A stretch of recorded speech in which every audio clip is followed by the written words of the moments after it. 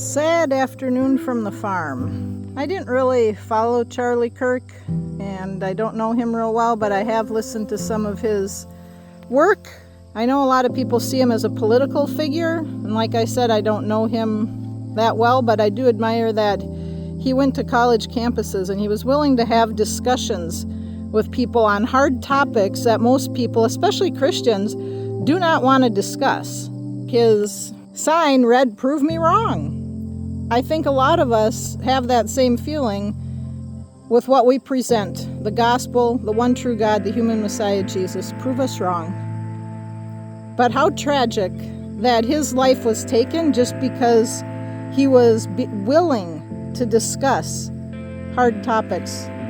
That many were political. I think a lot of them, though, are biblical, that he was willing to discuss. And how many of us are willing to do that? I don't know his faith, what he believed.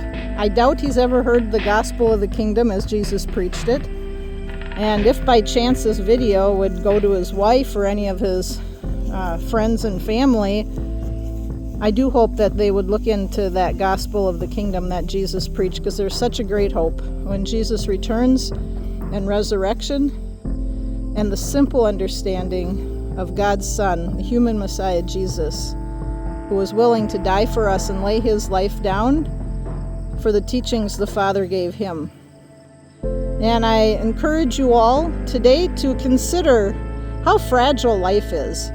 When you watch the news, you saw how they had shots of him at different events prior to that, the day before I talked to him and whatnot. And we just don't know when our life is going to end. And especially in this crazy world today, when there are a lot of sick people, mentally ill people, and I think demonized people. So cherish the moments you have with the ones you love. Use the life, every breath that God has given you, to proclaim the teachings of Jesus, to share them with the world around us who is so hurting and so deceived. At least give them the hope and the opportunity to hear, even if they reject it, just like Charlie was doing at those college events. My prayers go out to his wife and children and family. I do pray that they would come to understand the faith of Jesus and that hope, and that they would continue, as would we, talking to people. Don't be afraid to engage in the difficult subjects of Scripture that Jesus engaged in, and that we must engage in too.